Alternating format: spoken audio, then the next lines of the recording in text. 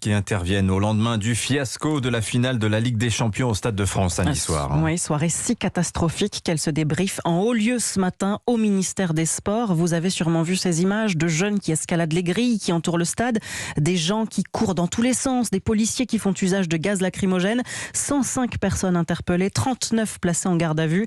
Ce qui aurait mis le feu aux poudres, ce sont ces centaines de supporters arrivés au stade avec des billets falsifiés.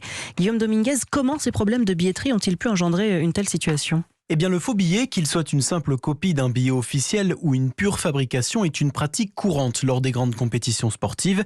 Elle fait d'ailleurs la réputation du club de Liverpool.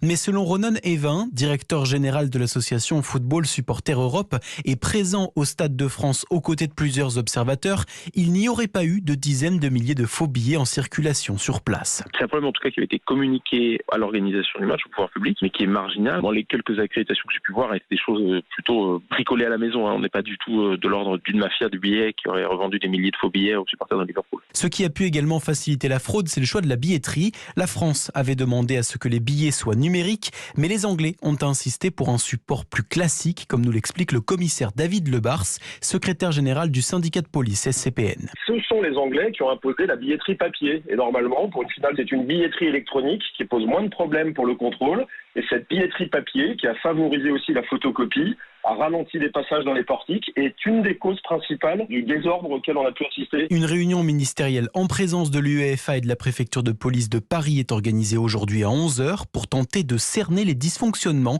a annoncé par communiqué le ministère des Sports. Guillaume Dominguez.